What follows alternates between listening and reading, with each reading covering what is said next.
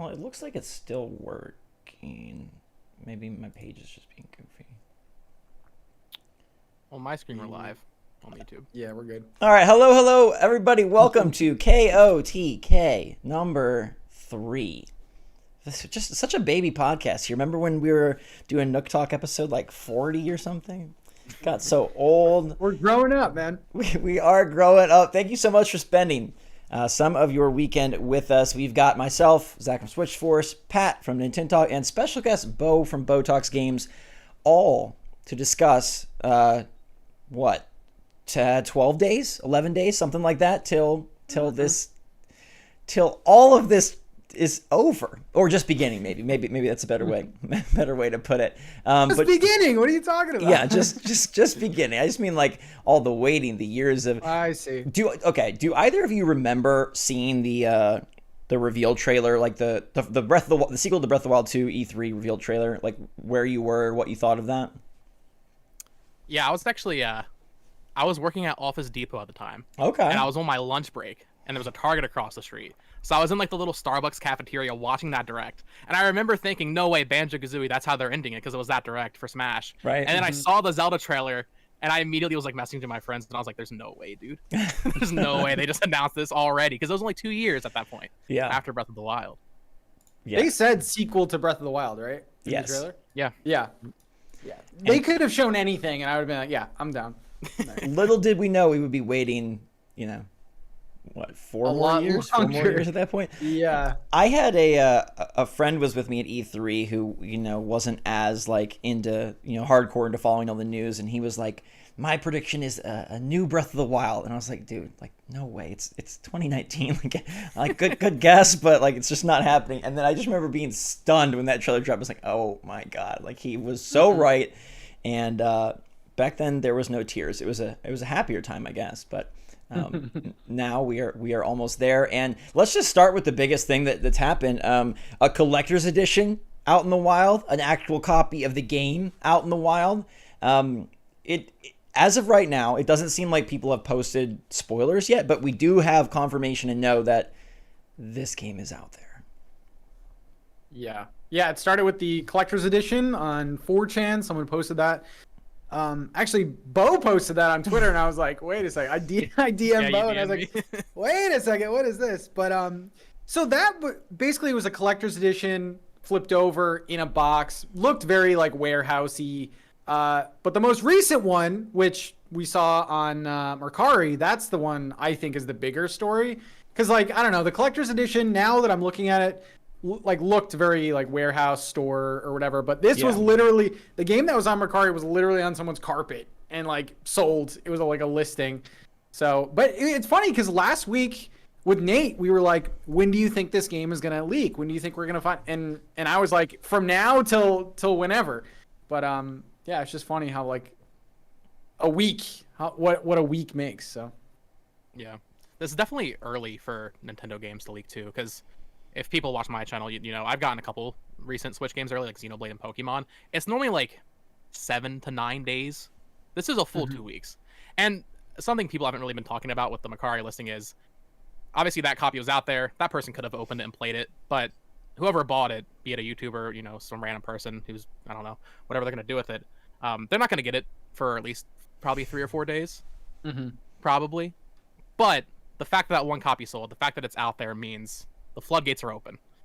It could be today, right now we're recording. It could be tomorrow. Someone's going to post 30 copies, So who is it? Who got that first copy? Yeah. That's what we need to figure out. Where is that first copy located? it's actually Zach. It's Zach. I wish. We were talking before we started about how, like, man, I had this. Okay, so I went to that copy sold Pacific time around like 11ish, 10:30 p.m., something like that. And I was getting ready for bed, and I had this inkling like I should just check the sites one more time because I've been, occasionally checking them. I was like, no, like this is stupid. It's still too early. And then I woke up and I was like, no. And you were saying you were like 30 minutes after it sold. So, do you like? Okay, this all gets leaked out there in a couple days as we expect. How much are you guys soaking up? Like, how much are you gonna go and look for, how much are you going to cover, how much are you going to see. I think both from like a personal perspective and then a channel perspective, it's interesting because on one hand, this is the most exciting game ever and I want to know everything. But on the other hand, Nintendo has spent so much time and effort keeping everything mysterious that I kind of want to have that pure first moment as well. Yeah, I think for me, with a game like Breath of the Wild, or in this case, Tears of the Kingdom, so much of that joy is from experiencing things and discovering things for the first time. So at this point, like I'll see a couple more things, but if it gets dumped or whatever on 4chan or whatever it is, I think I'm probably good.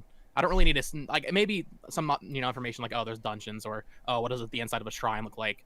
But it's not like Pokemon. When Pokemon Scarlet and Violet leaked, I wanted to know everything because the Pokemon designs themselves are the exciting part for me. But with a game like this, I think I'm gonna just hold back. Yeah. Pat? Yeah. It's tough, man. I think that we're going to get like a major... I don't know. I feel like as much as we try to hide from it, we're going to get a major plot point. But as far as like how deep I'm looking into it, obviously I've been following it very closely. I like seeing early things. And I actually didn't look at the art book leak. That's one thing I didn't. So I am sort of picking and choosing like what I'm looking at. Yeah, as far as like, I mean, I don't download games to PC anyway or play it early, but I mean, if I saw an early copy on like Facebook Marketplace, I'll get it. But I don't know. I'm not looking too much into story parts. But yeah, I think story spoilers are kind of like the biggest thing. I don't know. Like in a perfect world, it would be glorious if we could all just play it on May 12th and figure it all out for ourselves. But knowing that is not going to happen. Like, yeah, I guess some major mechanic things, kind of like you were saying, like, are there dungeons would be nice to know. But in terms of, I don't want to know how Zelda reaches the Zonai or, any of those, like, very specific things.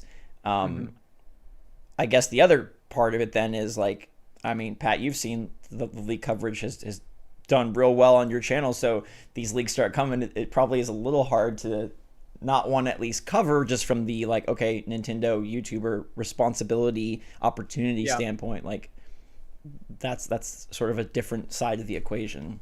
Yeah. And I've been like doing heavy coverage the past week, but you can kind of gauge like what the audience, like you can kind of gauge like where the boundaries are. Cause I don't know. I feel like I give spoiler warnings in the video, even though you're clicking on like a leak video, which is pretty funny, but like, I don't know. I feel like people are only willing to go so far. I feel like there is like a definite boundary that people want to see. I was going to ask Bo actually, because you have retail experience. How did this happen? How do you think it happened? Just like someone stole it or? Yeah, I think someone just stole it. They probably work at a distribution center that ships to GameStop or Walmart or Best Buy, and they just snagged one. Same thing with the collector's edition. That's probably just the distribution center. Be my best guess, because I also at one point worked at another big retail store that had an electronics section, and I would see Switch games and before the PS5 came out, I saw PS5 games just in the back room in like the lockup. So that's probably what this is. We got to give them business advice though. This is a $70 game. They sold it for $100. That doesn't seem... This dude did not think right with that one. Could have got like $300-400 easy. But... maybe more, to be honest. For the very first singular copy, like you were saying, this isn't 3 days before where it's going to start popping up kind of everywhere. This is like the magical copy. I saw this stupid Craigslist ad where it was like, I can't tell you how I got it, I can't show you a picture, but a truck delivering games to one of the major retailers broke down by my house, and I collected a box of copies. 8 of them are undamaged, and I'm willing to sell them, blah, blah, blah, but no pictures and no... I was like, yeah, that's not suspicious at all. No evidence, but just a box of Tears of the Kingdom magically fell. Yeah, he could have...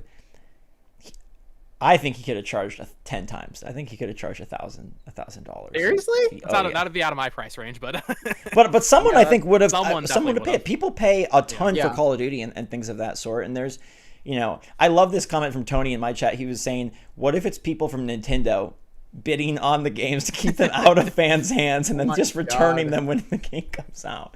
That would be just use the company credit card. Yeah, hey. Yeah. It's worth it. I want people in the chat and you guys to just guess. Was this a content creator that bought it?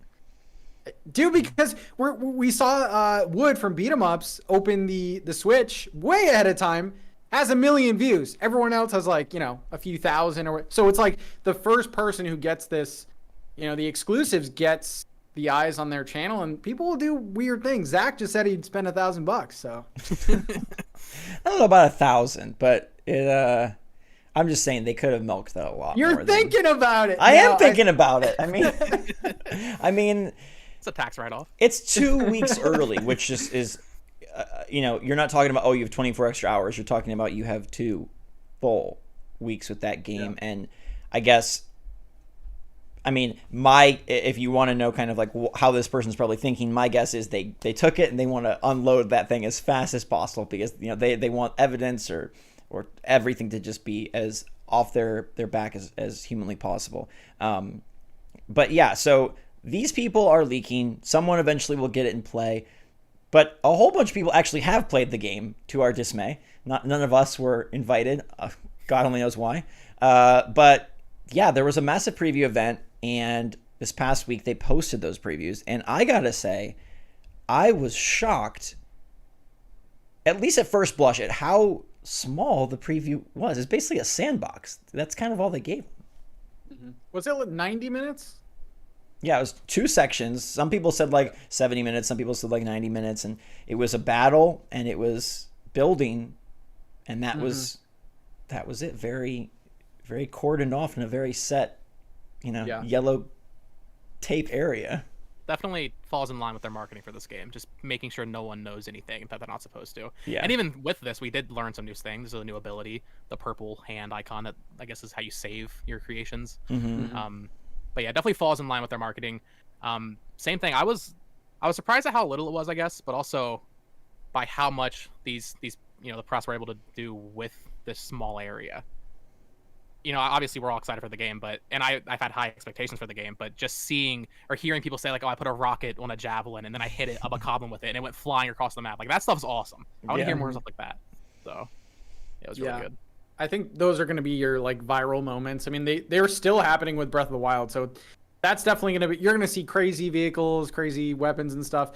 It looks like they played 2 different sections. They played on the Sky Islands, which I think Nintendo confirmed that's where we're starting Tears of the Kingdom. So the Great Sky Island is the name of it, I think. Yeah. Yeah. So they have like a few puzzles. It was like I think the minecart puzzle that we saw in that commercial, and then they were like on the ground for part of it. I honestly thought that they showed more. That I was expecting to see less. You didn't think we would find out if there were dungeons and shrines? Yeah, I thought shrines for sure was going to be in this. Yeah. Well, it just looked to be like a mechanic gameplay thing. So there's some weird stories that came out of this too, because there was a few creators that said like, I may have saw a dungeon. Like the dungeon is still a question mark, which is weird. But I may have saw a dungeon. Nintendo told me not to go in there. Gene Park, I think it was. Yeah. And I don't know, the previews, like I watched every single one. We talk about not wanting spoilers. Literally watch every one. Can't stop ourselves. It's kind of interesting. I was like thinking about how, in a way, not one for one, but in a way, they brought over a bit of their sort of Mario Maker creativity into Zelda with this whole fusion vehicle system. And it's interesting to me that Zelda, which I think was such a franchise that had such a pattern, is now completely out of pattern. And whether they end up having dungeons and shrines or yes or no, it's still so interesting in that like create is the headline on the back of the box. Like create for a Zelda game, it's pretty monumental. And like you were saying, some of the stuff that they were able to do and make seems pretty bonkers. My favorite thought experiment is like, can you build like a mega vehicle? Like, can you build like a floating island that's, just, is there a limit to how many pieces you can connect? If you have enough batteries, if you have enough, or energy cells, if you have enough, can you just, make the floating fortress of Hyrule and, lift up the whole dang ground? But the dungeon thing is interesting. Gene Park in particular, Pat, you were pretty convinced that it's dungeons. He seemed pretty convinced, but then he walked it back a bit. Yeah. And I don't know. I feel very worried that we're gonna have some wooden elephants and camels and not actual dungeons. I think there's dungeons in this game. I'm gonna go ahead and say it. I feel like they've listened. I feel like they've listened to a lot of and looked at the community a lot. Like I don't know, the whole fusing, building, sending, flying Link across the map. That's very Breath of the Wild fan stuff right there. I don't know. I just thought it was interesting how they literally said like, don't go in there. Maybe they just didn't want to showcase shrines or dungeons anyway. It looked like a gameplay like show off, you know, what they were doing. So I don't know. I said in my video that it may have triggered a cutscene or something. Maybe that's why they didn't do it. But there has to be at least one dungeon or dungeon-esque thing. I don't know. What do you think, Bo? Yeah, I think there has to be. I don't know if they'll be as in depth as people want them to be, you know, with like a dungeon specific item and all that, because that doesn't really make sense for an open world game like this. Just please more than the Divine Beasts. I just replayed Breath of the Wild last week, and they honestly worse than I remember. I gotta be honest. Just like the same, you know, aesthetic, and this applies to the shrines too. That's got to be one of the biggest criticisms of the game. It's just the same aesthetic in everything you do. Mm-hmm. So I don't think they're gonna be quite what people want in terms of, oh, it's a Skyward Sword-esque dungeon or Twilight Princess-esque dungeon, but I think they'll have some more personality to them, maybe better bosses, more distinct bosses. Because we saw with that last trailer that they released, all of the champion descendants have like a what is it, a tier drop on them or something. So you would assume a dungeon for each of them, right? Four dungeons. Mm-hmm. Yeah, at the least. I mean, I would love theming it. It kind of could read between the lines and say, okay, you know, we saw sort of like the ice spider, ice goma type creature, and it was snowy, and there's those like ghost ships. So maybe they do find a way to theme sections of the world to kind of fit in with a bigger quest or something. I sure hope it's in there. I just think it is very, very strange, but also special that the structure of this game is very, very unknown, you know, to this day. I'm trying to take myself back to Breath of the Wild, and I do believe we had seen shrines. We had seen, like, that was all pre-release coverage. And so knowing that, you know, we have a screen of what looks like kind of like a Zonai shrine, but we don't know what actually happens. We have this, you know, tall tale of you can't go in there. Maybe it's a dungeon, but we really don't. Like, you're buying this game and you know that it's Zelda, it's Breath of the Wild-esque, and you can build stuff. But I was talking to somebody the other day about, like, in the internet era, this just doesn't happen. That you don't know what you're walking into, and I think that alone makes this so exciting. I mean, obviously it's exciting, but it makes it even more exciting that, you know, we don't know. Yeah. I think for a lot of people also, though, other side of the argument, a lot of people were a little upset with that too. Mm-hmm. I did a video about how it doesn't look like DLC in my opinion, and so many people are like, well, they haven't shown anything, so to me it looks like DLC. So there's definitely a lot of people that are more reserved because they haven't shown it, because they think the lack of information about the game means there's nothing to show. Right. But this is the Zelda team we're talking about. I know some people didn't like Skyward Sword when it came out. There are some people, God forbid, who don't like Breath of the Wild. Can't imagine that. But I have faith. Even though they haven't shown it, I have faith in the team. For sure.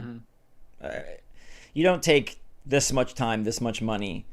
You don't charge $70 for it to be crappy. Was there anything else from the previews that surprised you guys, or that caught you off guard, or you thought was, you know, we did find out more details on weapon degradation, and we found out more details, a little bit more on some of the abilities, like you were mentioning. Anything that struck you one way or the other? There was the towers, which technically wasn't covered in the preview, Mm-hmm. but I think it was in IGN's gameplay. This is just a really cool thing they added, because this is how I play Breath of the Wild. It looks like the towers in this game actually shoot you out, so you can glide from them, because you can see a clip in IGN's gameplay, like I said. And that's how I play Breath of the Wild. I would go to a tower, I would use Rivali's Gale, and then I would glide. That's just how I traverse the map, usually. Yeah. So to see them actually add that, although they didn't technically get to discuss it, it's a smart feature. It's a really cool thing to add. Yeah. I like that. I like how the travel medallion is like in the base game now. Yeah. It was previously a DLC. Actually, if you want to go on the other side of things, two things that were negative stuck out. The first thing was, I'm pretty sure like everyone that I watched coverage of said that the initial controls were clunky. Like, it was kind of hard to play. And I don't know, like, it's kind of to be expected. You're getting like all these new 4 powers in a game that you were familiar with. You're getting them right away.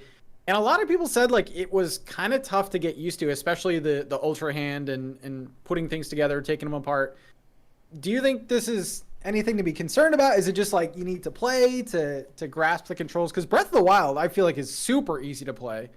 So it's kind of, I was surprised that this was kind of cumbersome. A few people said that. I think if you start with the game from scratch, because I mean they were just dumped in there with 12 hearts and all these abilities. I think if you get them gradually, it'll be better. Yeah. Because honestly, even replaying Breath of the Wild, I kind of disagree. I think Breath of the Wild's kind of a little complex to control, for what it is comparatively to other Zelda games, at least. And it's just adding more layers upon that, especially with Ultra Hand, like you said, because it's what you're moving objects with gyro, I guess, or you have the option of like using it with the stick. It's definitely a little weird, but I think starting the game from scratch and getting each power one by one, it'll be a lot better, probably. And I just imagine also, like, you're trying to put decently complex building mechanics into a console game, which is always going to be a little awkward. It's not like you have a mouse to click around, and gyro can help, but some people hate gyro. And then there's also the thing that, not to throw shade, but journalists sometimes struggle with games more than the average player. So there could be a little of that. There also was this talk of performance, and I saw two vastly different reports. I talked about Skill Up, a YouTuber, and Arthur Geese, a journalist, who both said that the game had significant frame drops that impacted their combat, impacted their exploration.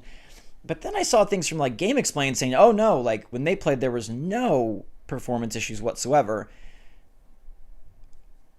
That to me alone is weird, but then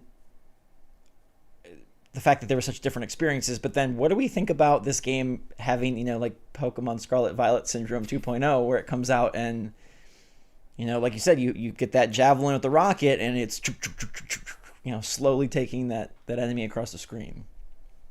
Yeah, I think with this game, the simple answer is this is the biggest game Nintendo's made. I think everybody's gonna have a different experience. I watched like same with Pat. I watched almost all the footage. I never saw any footage that looked bad to me, especially for what they're doing. So I mean, obviously, I'll take the people that have played it. I'll take their word for it. There probably are going to be performance issues. This is the Switch we're talking about. I'm not expecting it to run perfectly. Sure. But I don't know. It's such a big game. They're adding the Sky Islands on this already huge map. I think it's fair to expect some variable, frame rates depending on how many enemies are on screen, or if you're, in Korok Forest. I don't know. For me, it's a non-issue, to be honest, because it's going to run at 30 most of the time, I would hope. And if it doesn't do that, then sure. Then there's a conversation. But for now, I think it's honestly fine. Yeah, that was actually the second thing I was going to bring up, was the performance. I know Nintendo Life said the Ultra Hand, like using the power, gave the most, like made the game chug, which is very bad because it seems like you're going to be using that like the whole time. Honestly, if this game performed perfectly, I would be like, what did they do? Because Breath of the Wild, you still have those points where it does lag. I think when there's a lot on the screen, explosions especially, but there was literally like 3 layers of this game, including the underground, that we can assume. So, yeah, I mean, we're still playing on the Switch. If it was another console, that'd be a different story, but I wasn't surprised at all. In a way, it's kind of like, I've kind of come around to thinking, at first I was like, okay, I mean, first off, nobody's going to care because it's Zelda, but it would suck if there were notable performance dips. But the silver lining is notable performance dips on this game make me think more that, okay, a new console that runs this better is closer, because Nintendo sure doesn't want their tentpole game to run like crap. So if it be their selling point, if it does, if this runs mediocre, maybe that's a good thing, because maybe there's another system that runs this thing, like crispy, perfectly 4K. That would be nice. I mean, I definitely think that this game is, whatever you want to say, cross-platform, future-proof. I think it will be playable on the next thing and probably playable better. But I think you're right, Bo, that most people probably look at this and it's Nintendo's biggest game. There's so much going on. I think they're totally okay with it. In contrast to Pokemon, where people were like, what the heck? Like, although that was a huge game, that was the biggest Pokemon game, but I do feel like people have just such a more sour viewpoint on that. Let's not misunderstand. The way that game launched was unacceptable. But it's still so good, and I feel like if Zelda had the same issue, I don't think there would be the same pushback. Sure. Probably. You think if Zelda was as rough as Pokemon, it wouldn't get pushbash? I think it would get pushback. I don't think it'd be the same, though. Yeah. I think it'd get more. Really? I think if because of the fact that it's the same world, it's the same engine, we had to wait, a bunch of years for it. If Zelda came out janky, I'd be pissed. I think a lot of people would be. Pokemon is just like, it's Pokemon. No, it's just Pokemon. It only sold 30 million copies in the first month or whatever. I mean, and the price jump to 70, people would be pissed. That's a fair point too, because I mean, as much as this shouldn't be the case, I think everybody kind of accepts that Game Freak is just rushed. So like, you go into a new Pokemon game just kind of expecting some jank. Mm-hmm. Although I don't know, Legends Arceus was more or less fine in comparison to Scarlet and Violet. So yeah. I don't know what happened there. But yeah, you're right. Tears of the Kingdom being in development for 6 years, of course, COVID. Make it basically minus 2 years from that, so 4 years. That would still be definitely a big talking point for this game. It would basically dominate the conversation when reviews come out, I think, probably. Mm-hmm. But they didn't say anything major about it. Like, they said, yeah, there's some dips at certain points. If they would have, I mean, it would have been weird for them to, like, go to a 90-minute preview and then come out and say, guys, this ain't good. But, like, I think it was just, the way that they were saying it, I'm not too concerned. There's going to be parts where it does. It's just, like, the Switch is an old console, but I'm not too concerned. I think that's the biggest thing. People have just kind of accepted, like, we're comparing apples and oranges. This isn't, a PS5 game versus a Switch game. This is, okay, we understand the Switch. And if anything, maybe the Pokemon Scarlet Violet rough launch really kind of, smooth things out for anything going forward. Because as long as you're better than that, then you're doing okay. In comparison to, oh gosh, if Zelda was sort of the most recent big culprit of this. I also wonder, like, Pat, you were saying, it's the same world. I don't know. I was looking at the map, looking at how many different things are there. I almost am comfortable with starting to say it's not the same world. Like, I understand it's the same world in the same way that, like, Earth in 1960 is still Earth in 2023. But like, I do feel that it's not doing what they've done justice just say, like, oh, it's the exact same Hyrule and we're just doing different things, because it does really feel like there are monumental shifts in the topography and the way that things play out. I think it was Gene Park who was also talking about just like much more environmental complexity, environmental density, like maze-like, pathings and things of that sort. So I hope that by the time people play this, we do feel like it's two different worlds. Yeah, and there was actually, I think it was Aonuma in the gameplay demonstration. Up until that point, they hadn't really address the fact it was the same Hyrule. Like, I think they said, like, oh, it might be a little different. His wording was actually, I hope you're excited to play this unfamiliar Hyrule. And that really excited me, because I was like, they haven't referred to it as that. Yeah. And, you have GameXplain comparing specific shots, and there's a shrine that got replaced, like, 1-to-1 with a new shrine. So there's definitely going to be similar and, things that you remember from Breath of the Wild. But with the addition of Sky Islands, and especially caves, I feel like, I don't know. It reminds me of Far Cry Primal, if you guys remember. They just flipped the Far Cry 4 map, and no one noticed until after the game came out. It's been 6... I know this isn't an excuse, but it's been 6 years since most people played this game. I feel like most people aren't even going to notice, to be honest. No. And honestly, the footage and shots that I have seen, people comparing them, they do look pretty different. Like, there was when that commercial came out, and everyone's like, oh my god, that's a rock circle, Koroks are confirmed. Someone actually looked up in Breath of the Wild and that wasn't there. So it's like, I don't know, little things like that.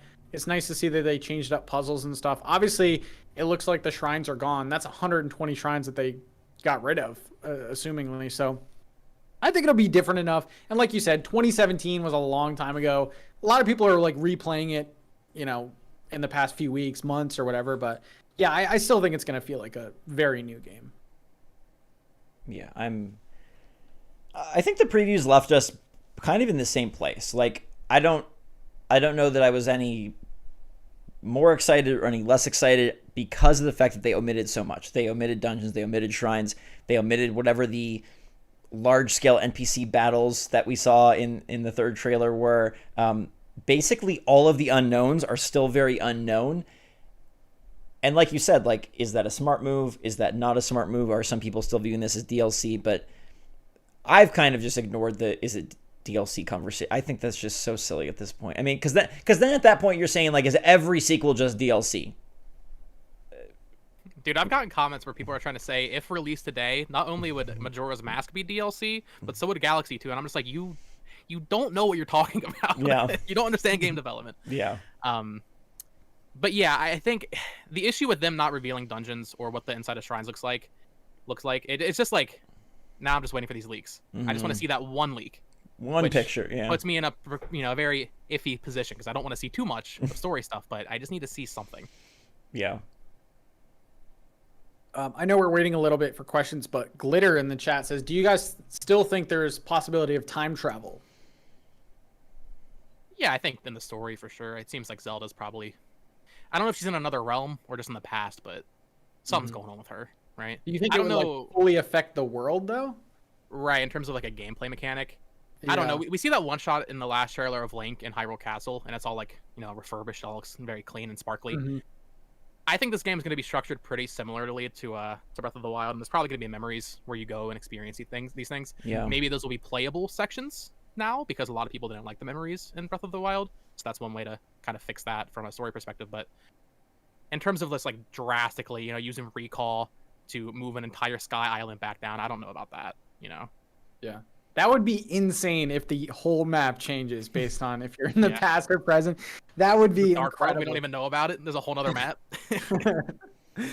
I think there's got to be something of that sort, like, because Zelda talks about, you know, finding her, and like there, whether it, like you said, whether it's playable or cutscene based or not. I don't think it's going to be like, oh, you go cast a spell on this area and then it reverts to, you know, the before. But I do think that there will be a sub area or at least cutscenes that do, you know, kind of indicate time travel or multiverses, or, you know, it's all the rage. So it's got to be in there at some capacity. How do you guys feel about the previews that you saw about building the actual vehicles and stuff? Like, I feel like a lot of people just scratch the surface of what they could make. Like, did it seem like, were you hyped to do it? Like, does it seem fun? Does it look cumbersome? Because Zach and I talked a couple episodes back. It's like, well, if you see an area that you want to get to and you can easily walk to it or climb to it, are you really going to spend like 30 minutes to create a vehicle to get there? So after the previews, did you change on that, Zach? Or my change, I mean, this is slightly spoilery because it was again in that IGN Japan preview that got, you know, redacted or whatnot. But the fact that you can auto build later kind of just saves it. It kind of assuages all concerns. And having a currency that can kind of replace, at least the thought right now is that there is a currency, a Zonai currency that kind of replaces materials.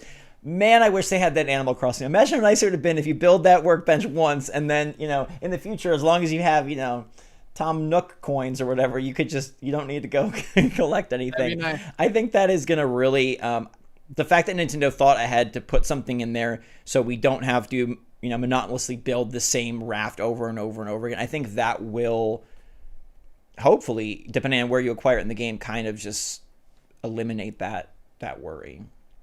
Yeah, it'll be interesting how they balance it, because with Breath of the Wild, a lot of people just kind of pretty early on got super souped up and didn't have to really worry about like weapons and materials. So hopefully they balance it right. Same thing with, I guess we can talk about later, but recipes. They seem to like have cards now, so hopefully recipes aren't completely broken in this game like they were in Breath of the Wild. Yeah, you hit it right there, Zach, with the auto build that kind of leaked through the IGN preview. When they showed this in the February trailer, me and my friends were just like, I'm not going to take 30 minutes to build this contraption to use it for 5 seconds. Right. I'm not going to do that. So having auto build there is a godsend. I will say, though, from these previews, nothing got me more excited from these previews than the last trailer where Link is piloting that like stone mech against like another stone talus or something. That is the coolest thing I think they've shown of this game. That is the scene that was the shot in that trailer. That was the scene I realized, oh, you can just actually do anything. You know? So I'll be curious to see what, you know, like the people that are still playing Breath of the Wild end up doing with this new mechanic, because I mean, I'm still seeing new things about Breath of the Wild. So and like you said earlier, Zach, we don't know the limit to this. We don't know how many objects you can connect. We know you can only fuse 2 weapons, but with Ultra Hand, can you connect 50,000 logs? Can the Switch handle it? I don't know. You know, so. And I think one of the big things is going to be like, how creative Freeform is this? Because we see like in the basic puzzle that Aonuma shows off, like, oh, there's a river that you can't cross. Here's some logs, and here's a mast, and here's some fans for engines. You know, how many of the puzzles or how many of the scenes, like the one you described where you're riding on kind of that like stone golem vehicle, whatever thing, how many of those are very like scripted, and how many of those are like just generated? Like, okay, hey, there's a huge bokoblin stronghold, so I'm going to build this thing to go in and wreck it. Or is it like, you know, the guy from the ranch says like, oh, I built this, you know, robot machine that you can, you know, you can build. Like, I'm very interested how Freeform it truly is, or if there is sort of more which to me would seem Nintendo's way of like leading you down, like, oh, build this or use this or do that. They do like to have they like to hold our hands. They really like to have that human touch. Yeah, it does. It actually does look very freeform, because in the previews, in that commercial, there's like a gap in the railing, and you have to like build a minecart to go up. And it, from what I heard from the previews, they say nothing. So it's like you have to kind of figure that out. So I think all the vehicle stuff, I mean, besides if they do bring shrines back, there might be some specific puzzles, but I think that's all going to be optional. And it's going to be like, get to this. I really do. But I mean, it's going to be necessary, but they're not going to say like build a vehicle to get there. I was going to say, Pat, if you can tell me how to cross those rails without a vehicle, like, you're a genius. Dude, wait like a month. People are going to find that out. But I feel like it's going to be like, get to this sky island, and then you're going to be like, well, how do I do that? And then trial and error, you're going to do that. But I think it's going to be freeform. I don't think it's going to be like, make a mech to defeat this. Like, I don't think they're going to give you the blueprint for it. Yeah, I think it'll be pretty freeform, especially because, like, if they took any lesson from Breath of the Wild, it's just that people want to be able to do whatever they can. I don't think they're going to hold your hand or either. Because I can already envision the way I'm going to play this game. I'm just going to get a bunch of rockets and just rocket everywhere. I'm not going to build a ship. I'm just going to rocket. And that'll probably be fine, I imagine. Hopefully, like I said, they balance it right. But yeah, I think, like Pat said, probably in shrines, they'll have like specific, like, here's some stuff. You got to figure out what you got to do with it. And I guess your solution could be a little different, but they're pushing you in that direction for those specific puzzles. But in the overworld, I don't think so. Two interesting kind of questions. One is talking about, do you think there will be NPCs that we can find that sell like advanced recipes or advanced blueprints that allow you to sort of like basically upping your building skill without, having a skill tree? I think that would actually be really neat if we could either quest to find like a special blueprint in a chest, or, complete a mission for an NPC and then they reward you with like, holy cow, this is either a new item or a new just thought of how to build something. Like, that would be a really great way to sort of gate progression. I can see that. Yeah, there was also in the preview, I forget whose preview it was, but there was a chest they opened and there was a treasure map in it, which is not something Breath of the Wild had. So you're going for buried treasure. This is a little different, but it'd be cool. Like, yeah, you go find it, you find like a hidden old recipe, and that's how you make that food, or like you said, a blueprint. Yeah. Yeah, that's definitely a cool idea for sure. And then Drew Mello, hello, sir. Got some fans of his in the chat. Says the Italian voice actor for Daruk mentioned in an interview that he's coming back as Daruk. Do we think that the champions will all return in the game? I hadn't really considered that, to be honest. I feel like we're past that. I don't know how many years after Breath of the Wild this is, but I just kind of assumed all of their descendants would be taking over. But I guess they could show up in memories. I mean, yeah, depends if time travel's a thing. Depends if the memories and stuff like that. Yeah. One of the, actually going back to the building, because I saw a lot of criticism from the previews from people saying like, oh, this is a very lazy way to do it. You basically like walk around the world and find a jet on the ground, or like the capsule machine. Do you guys think it's like kind of like a lack of creative, like you're walking around and basically you see a giant, that bird wing thing, or you see like a steering wheel on the ground? Like, does that bother you guys at all? That it's not like placed better? Have we only seen it on the Sky Islands? If it's on the Sky Islands, I think that's okay, because those are like weird and mysterious. But if you're right. If you're just like walking around on the ground level and you see one of those bird flying things, that'd be a little weird, unless they have a good plot reason for that. Hopefully it's more organic than that, though. The plot, I mean, there's a lot of holes in the plot if we want to start really poking into it. But I mean, I do think at some level they have to sort of hint your way through. I personally would not want this to become like, a completely free-form, open world, do whatever you want, wherever you want type game. I think that would change it in a way that I personally would not enjoy. So yes, it's weird to see a steering wheel just laying there, or this capsule machine that spits out parts, but I think that is their way of kind of, they have to guide you at least somewhat in some capacity. But yeah, parts, gumball machines in the sky did not see that one coming, but I love it. Jacob says, are you guys ever going outside again after the game drops? No. No. What is that? You can play outside. That's what the Switch is for. You take it outside. Soak up your vitamin D. You don't play Zelda handheld, okay? No. Hot take, maybe you play it on the screen, man. You're never gonna play it handheld. I will, but like the first. You just get the OLED? The screen's so beautiful.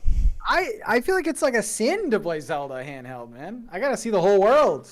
I'm a little worried about that OLED. I saw some people were saying, I have it right here for the viewers. I saw some people saying this pattern on the back actually rubs off pretty easily. Uh-oh. So I'm a little worried of even touching it now. Oh God. I'll probably play. I mean, outside of capturing footage, I'll play a lot handheld. I don't know. The Switch to me is like a handheld machine. Like the more that time goes on, I don't dock my Switch unless I'm capturing. Interesting. You just play on the couch or in bed or what? Yeah. Well, I have. This is not a promotion, but like I have the fixture which allows you to put like your Pro Controller in, so I still play Pro Controller, but then I just have the system right there, and the OLED is so nice. I feel bad not the screen is beautiful. Yeah, taking advantage of the OLED screen, but yeah, I mean, I think what'll also be very interesting about this is, Pat, you kind of alluded to this before, of like, are there truly like infinite solutions, or are there? Breath of the Wild was very cool because people broke the game kind of to find their own solutions.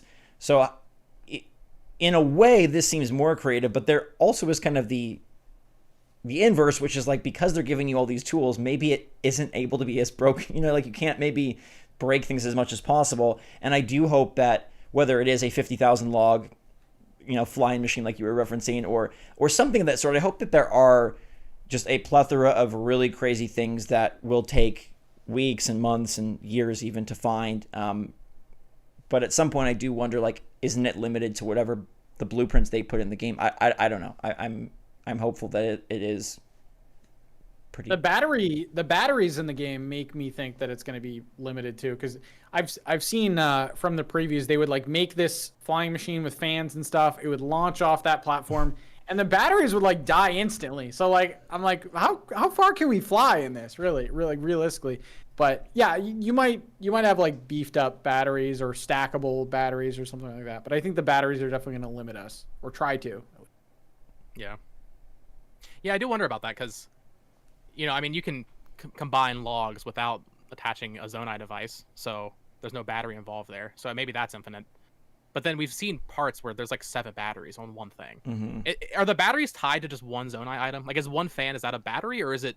How does it work actually? Because I imagine maybe this is the progression. Maybe you get more batteries through doing dungeons or something like that. Well, and Link has that. There's like a weird energy cell thing. So I do wonder if it's like, oh, you start off with like the simple 3 cells per battery, and then you kind of like building stamina. You build that up. Now, batteries now are 8 cells, or whatever they can get up to. But I'm sure if you wanted to go that route, someone will mod a 1,000 cell battery so you can launch yourself to the highest Y coordinate. Yeah. There's also the whole underground thing, which I do wonder if there's burrowing vehicles, or I don't know. The sky, we're saying, okay, flying is for the sky islands, but then what kind of vehicles are for the ground? Because you're not really probably flying underground. You're probably not really driving too fast. So are there different types of machinery that we see Link battling in like that minecart, so maybe it's more that focused. But I would like giant drills that you're just burrowing through the the caves. That'd be cool. Well, actually, yeah, that takes me back to the map thing where they're like, go find this buried treasure. Mm-hmm. I don't think it says buried treasure, but I wonder, can you dig up dirt in this game? Because if there's underground, which there seems to be based on that one commercial, I mean, even just that would open up this game a lot more too. Just being able to dig. Because you take that, Animal Crossing. Yeah. Dig with breakable tools. Jesus, I don't know. I wanted to ask you guys and the chat how you felt about this. Nintendo Life said elemental arrows are gone, and a lot of I feel like the combat in this game, from what we've seen, has slowed way down, like to the point where to make a fire arrow you need like a choo-choo jelly and an arrow, and you have to combine that. I don't know if I like that. I'm hoping that there's at least an option to buy elemental stuff in like towns or something. I kind of like the fact that you can gather things and make your own like DIY weapons and elemental stuff. Do you guys think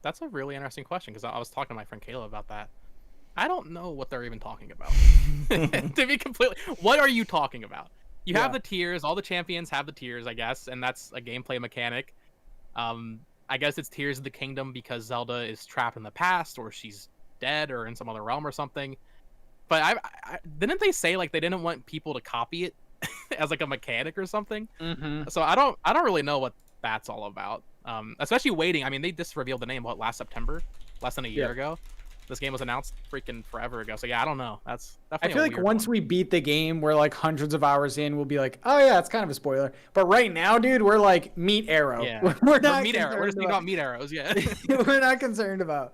I don't know. What do you think, Zach? Did it spoil it? The direct quote from Bill Trinan is, as for why we're holding back on the name, you'll just have to stay tuned because obviously Zelda names are kind of important. Those subtitles, they start to give little bits of hints about maybe what's going to happen. And, like, I guess I get what he's saying because, like you said, you know, the champions have the tiers or whatnot.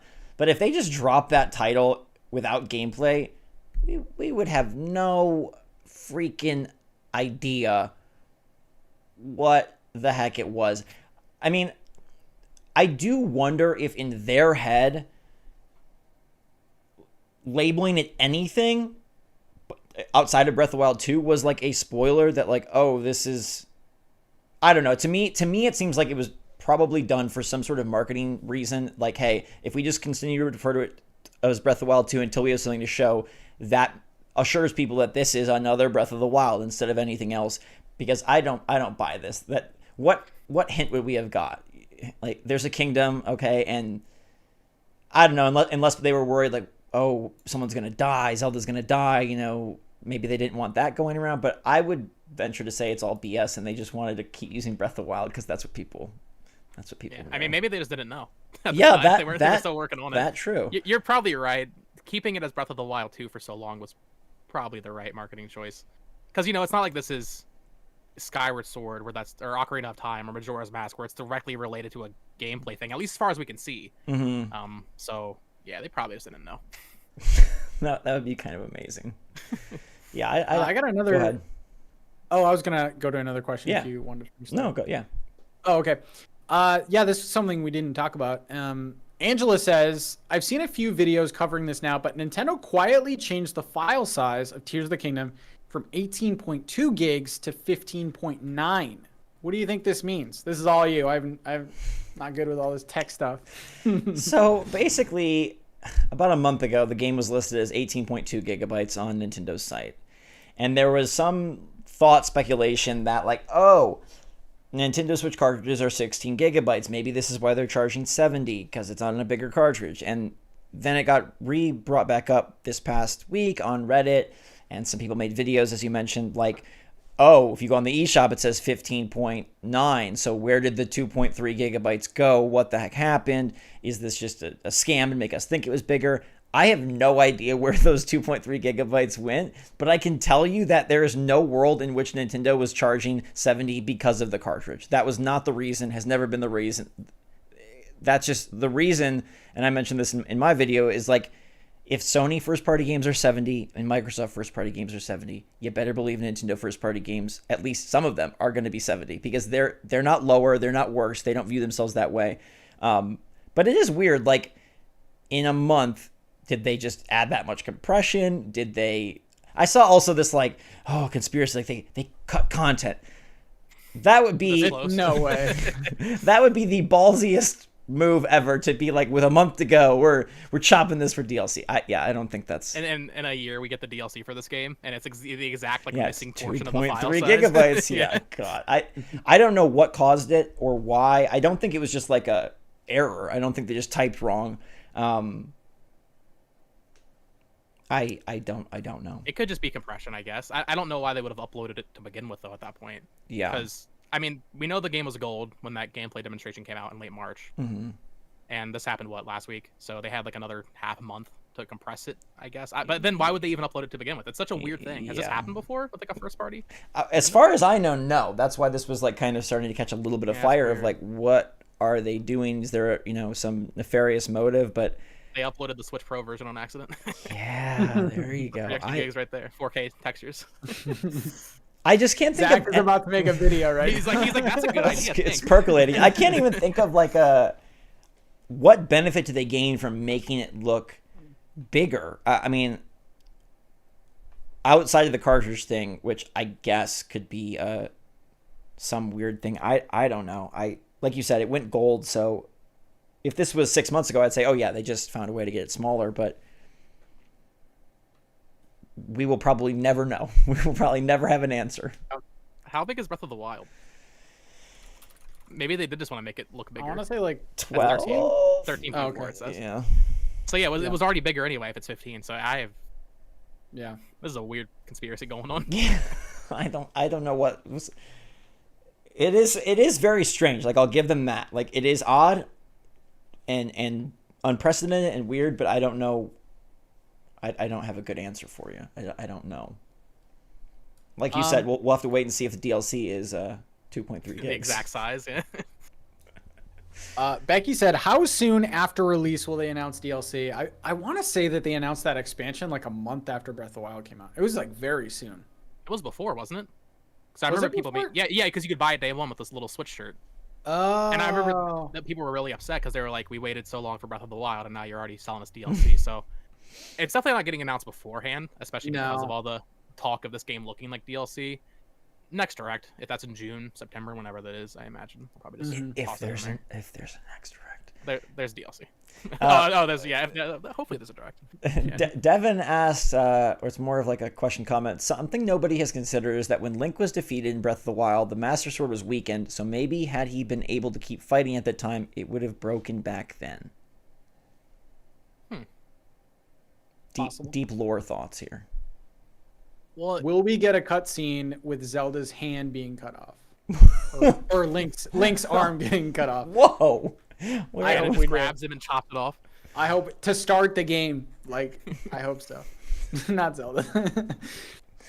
Well, is the Master Sword broken or is it like corrupted? These are two different things. That's Yeah. where I'm confused with this game's Master Sword, because I assumed it was just like malice destroyed it, which is different than it. I don't know. I guess that's not the different than it being broken, but they could be different things. I don't know. How is Link gonna lose his arm? Is it gonna be like a Luke Skywalker thing, like it's just cleanly cut off and just fall? Like, you know what I mean? There's no blood, we know that.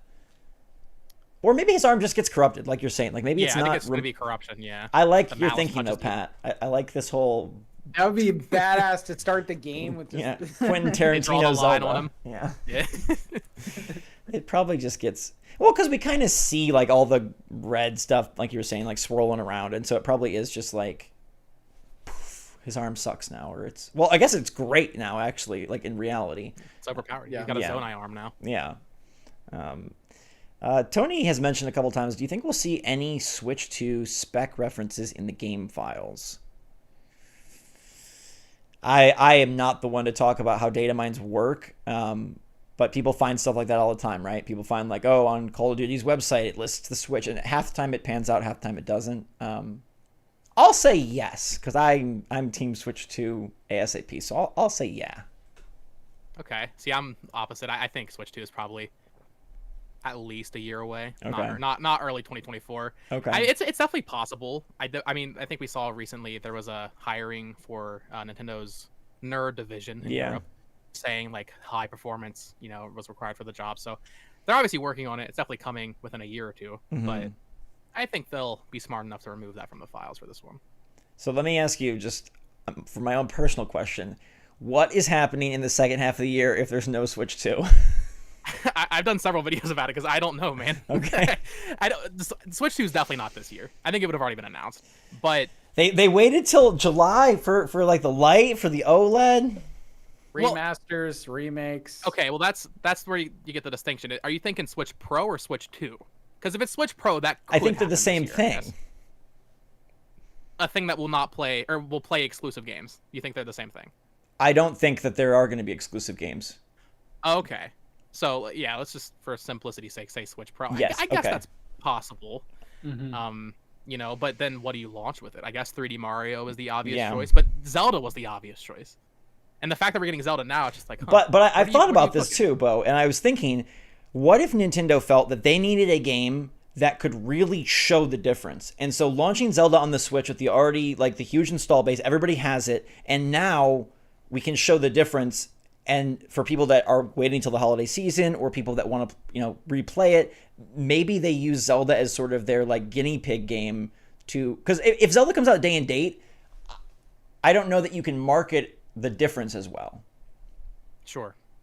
Yeah, that's a good point. So I guess, yeah, Metroid Prime 4 or Mario would be the showcase. I don't know, the hopeful June Direct will tell us what's going on. If that June Direct comes and they just are like F-Zero GX and that's it, then it's just like, this is going to be a quiet year, I think. I want to be on the team that's planning the cargo plane to Gamescom, because right now that's at the end of August and they have nothing. So I want to know what the heck are they bringing to Gamescom. Well, and Nintendo Live is happening in September. Yeah, right. So what? So they have to have something that's playable.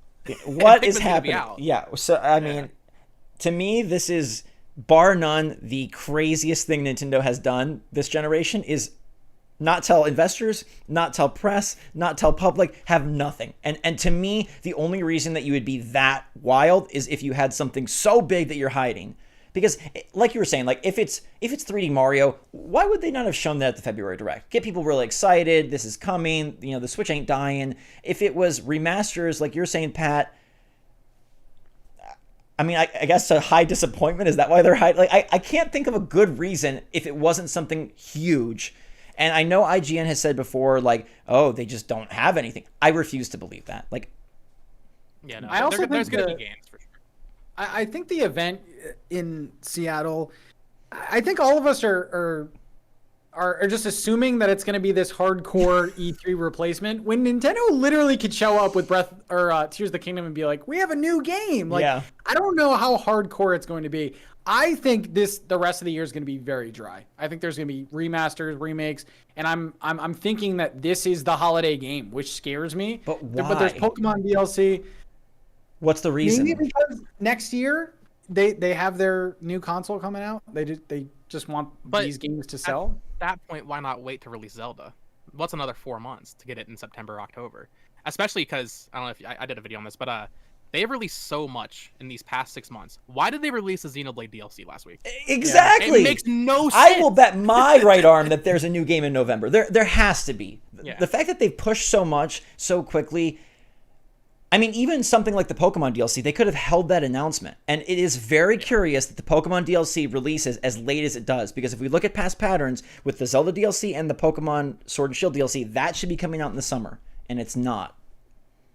I mean, maybe that's just them listening to feedback on that. In that case, maybe they're going to make the game run good by the time it comes out. We still don't have home support for that. Can you all subscribe to Zach and Bo to just see them lose their minds over nothing happening? All these theory videos, I can't wait. I mean, I'm interested because in May there is a investors call, and that those investors are going to say WTF, because like you can't have nothing. Right, and we'll get what Nintendo expects to sell over this next year. Yeah. And if their software numbers are high, and if their hardware numbers are especially higher than last year, for example, then that tells us there's something. Because I remember last year they were really high for some reason. I don't know if they met those expectations, but even back then people were speculating, oh, that means there's new hardware, and then there just wasn't. And I think there was Pokemon, so. Yes, and I think your point about like the Xenoblade DLC, like you can walk that back the whole year. You can say, why did they bring out Kirby when they did? Like, why did they bring out Advance Wars right before they're bringing out Zelda? Like, if they wanted to really drag this out, it feels like they could have stretched things into smarter windows. Like, oh, they typically have a June release, to go alongside E3. And remember, they didn't know E3 was canceled until just recently. I still go back to their comment where they said the June E3 does not fit our current plans. And I think most people thought plans meaning we have nothing to show. But I'm going to believe my, glass half full is going to believe that their plans are a different event, whether it is the September thing, whether it is July. I don't know. But Pat, I don't know. If we get to July or August and there's nothing to announce, I don't know what I will do. Kirby Dream Buffet 2 announced on Twitter. Get ready. I will legitimately have a crisis because I think Metroid Prime 4 is maybe safe to say this year. I would hope. Or Mario's been longer than Zelda at this point. Yeah. Yeah. Well, see, my thinking.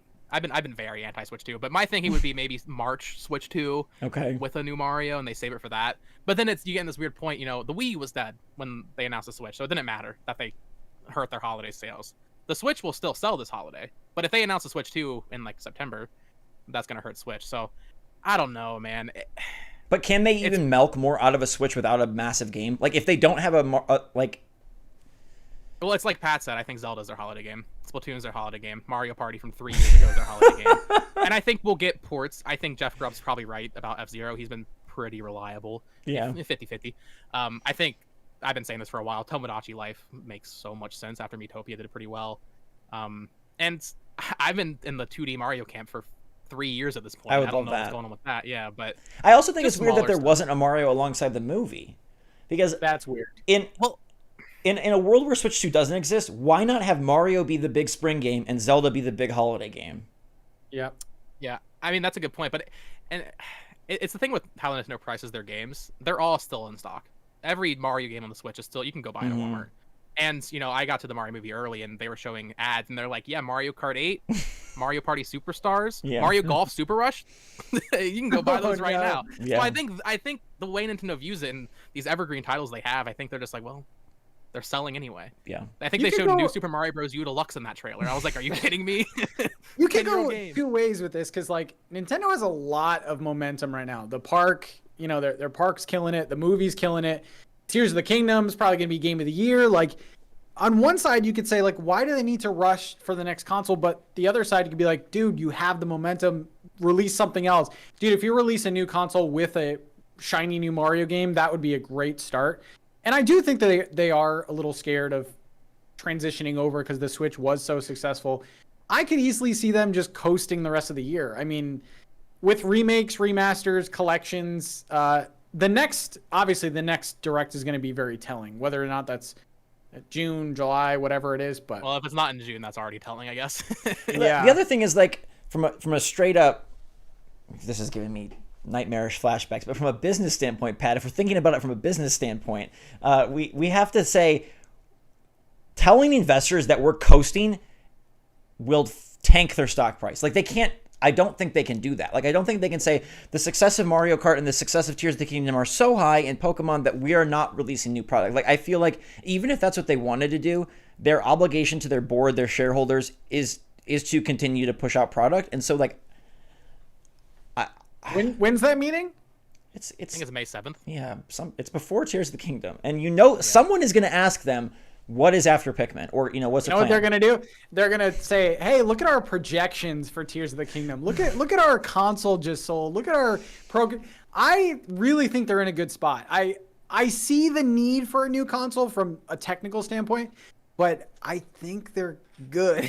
But remember, the new console does not, like, I 1000% believe that this new console is backwards compatible. I don't think it restarts the install base. I think it merely provides them something to attract third parties, something to be more comparable, and something to start the gears turning towards maybe eventually exclusives, kind of how PS5 and Xbox are just now having, like, okay, Spider-Man 2 is finally going to be just a PS5 game, whereas God of War, all that. So I don't know. I know a lot of it's just me, like, hoping and coping that there's nothing announced, but I do, like, whether it is Switch 2, Switch Pro, no new system, I firmly believe there will be a substantial holiday release, because I don't think you can run a billion-dollar company and just say, we're packing it in. And if there was going to be a COVID year, that's already happened.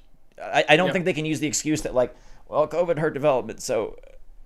I mean, even last year, every month there was like a game or two. I was looking at it. The release schedule from January of 2022 with Legends Arceus to now, it's been pretty much nonstop. Yeah. It's honestly, last year was probably the best year of the Switch, in my opinion. Big Xenoblade fan, of course. So, I don't know. It's what you said about them, investors asking and then them just saying, like, oh, we're coasting.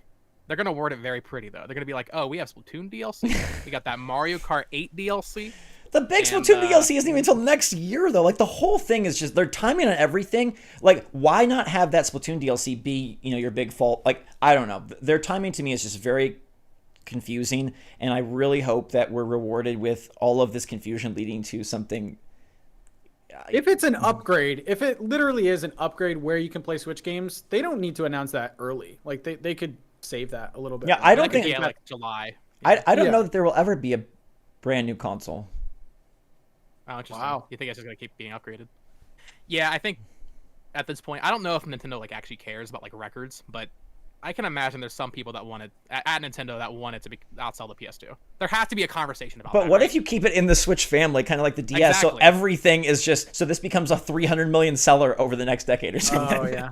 You know what I mean? It's just like, to me, unless they're going to abandon the Switch concept, I don't know that there will ever be a like true break in like, oh, this is, you know, this thing runs UMDs like the PSP. Like, I don't know that there will ever be that break, because why? Why would you? Yeah. If you can take the Xbox Series approach, if you can take a PC approach, I feel like we had people predicting that for decades, well, maybe not decades, years, and I feel like we're just at that point now where, like, the PlayStation 6, the Xbox Series, double X, triple X, you know, like whatever it's going to be, it's just going to be these incremental steps for better, you know, for better, I guess, or for worse. Okay. Well, Zach, let me ask you this. Yeah. Do you think the Switch Pro or Switch 2 is just more powerful and there's nothing else to it? Because I feel like there has to be a gimmick. I know it's Nintendo. I know they, by all means. What do you mean by a gimmick? Like, is a D-pad a gimmick? Does that count? I'm saying, like, I think it might have 2 screens. That's okay. No, something like that. No. I mean, I would love that. Like, I personally would prefer that, but I have this feeling that the Switch they kind of landed on their ultimate gimmick, and no shade to Furukawa and whatever, but I almost feel like the minds of Iwata and Reggie that seem to be constantly pushing forward maybe have shifted to more of a business approach, and so maybe they are more in like, hey, let's just improve and upgrade and be in line with our competitors. I think like a refined Joy-Con or a D-pad or something like that is definitely themes. That's definitely possible. But themes, that's the big selling point for the Switch too. But having like something dramatically separating, I would love it, but I wouldn't put money on it. Sure. Apparently, the investor meeting is May 9th. Backwards compatibility. Well, no, I mean, I was thinking, I know they wouldn't do this because of Switch Online, but we're at a point now. I don't think GameCube Switch Online is ever happening. There's no. I don't think so. But DS is probably the next thing, I would imagine. So without Wii U, it was already done. Right, yeah, exactly. Even just bringing back more Wii U games, like, no spoilers for Xenoblade, but I think Xenoblade Chronicles X has to be ported now. So clamshell 2 screens or just stacked? Yes. Okay, clamshell. Well, clamshell. I don't know how they would do it. I'm not a freaking technical engineer. Maybe you can detach it or something. I don't know, but I feel like maybe I'm just nostalgic for the DS and 3DS. And I'm just what about just like rotating the Switch and playing the DS games that way? Sure, but then I guess either way you'd have the issue of not being able to play them on TV. Yeah, I guess they could do that and just have like a controller that works that way. I do think you bring up a good point though, of just like, and we're so off Zelda topic, but yeah, this is a Zelda podcast. Is there, just the idea of like Nintendo that's been so gimmick driven and has invested so much in R&D, are they kind of finally succumbing to the power side of the game industry, or will they continue to have this one has built-in AR, or whatever, something weird like that? I guess all of the leaks, all of the rumors, if you believe them, from like the Nvidia side, from the Bloomberg side a couple years back, all of that seems to indicate that it really is just a tech upgrade. But you never know. I don't think people expected the Wii U. I don't. The Switch was at some level a surprise. So we will find out. Yeah, I just want it to be backwards compatible. That's all I need. Yeah. I do have one final question to kind of bring it home, because it does go into leaks and stuff. Krista says there's been a lot of controversy. Kitten Krista? The Krista? No, not She's here. The better Krista. All right. There's been a lot of controversy surrounding the latest leaks. People are saying reporting on them ruins it for everyone else and creates a culture that encourages spoiling games for attention and views. Where's the line between reporting on news, rumors, speculation, and fun things versus spreading video game gossip? And how can we have more open conversations about this? Because as a woman especially, it's very off-putting to voice valid criticisms or even just questions when you're met with responses like, if you don't like it, don't watch it. Women are so whiny and annoying. That Zelda fan base, though. Well, that last point, yeah, that's horrible. No one should be saying that. Yeah. I do kind of agree with, if you don't like it, don't watch it, though. I mean, in a perfect world, I guess we would all, get in a circle and agree to not share the leaks. But like that, just it's not the world. And I don't know. I guess you could say, hey, we'll just be the one that doesn't share it. But I also don't think it's like immoral to share leaks or something. As long as you're making it clear, I think that if you don't like it, don't watch it, thing kind of works, because then if you don't want the leak videos, I mean, you don't have to have the leak videos. It's definitely a fine line you have to draw with your audience. Like, I mean, Zach, your entire channel it's a lot of rumors and news coverage. So people go to SwitchForce, they know what's going to be on there. They know they're going to be talking about Switch 2 and video leaks and all these things. Yeah, I think you just have to build your audience that way. They have to know what to expect. And there is another fine line too with like how in depth we get with the leaks. I mean, we were talking earlier, like what's our personal limit for Zelda leaks. But so far, we certainly haven't reached that. We're just talking about a retail copy. Yeah. Now, if you put like story spoilers, final boss, and thumbnail pre-release, I never vibe with that. That's not my thing. Yeah. And it does suck that YouTube doesn't really have any way to avoid that from your recommended Believe me, that happened to me. I lost one of the members of SwitchForce because of that. So Mario Odyssey, we got review code from Nintendo. This was like back in the cool days. And my brother, who was on the channel at the time, beat the game pre-launch. And the Peach's Castle, was in the game. And so we posted that video on launch day with spoiler tags, but the hate was so insane. We took all the videos down, and that was sort of the turning point where he was like, yeah, this just isn't for me anymore. Well, and as a content creator, it's definitely a tricky, tightrope to balance, because it's undeniable. If you do that, you're going to get more views. The outspoken minority will be like, oh, how dare you spoil this? But if you put a spoiler in the title first, you're going to get so many views. Yeah. So obviously it's like moral integrity as a creator too at that point, but I don't know. It's tough. Yeah. It's tough. I mean, even a huge company like IGN was the biggest culprits in spoiling things. Like, there was a specific thing that they couldn't show or couldn't talk about in the previews, and IGN basically spoiled a bunch of stuff. So it's like, it happens to everyone. I think you're right, though. Thumbnails, that's our responsibility to kind of keep that under wraps. It is hard because you do want more clicks, more views, and things like that. But there are other ways around it, like, keywords and stuff like that, titles and things.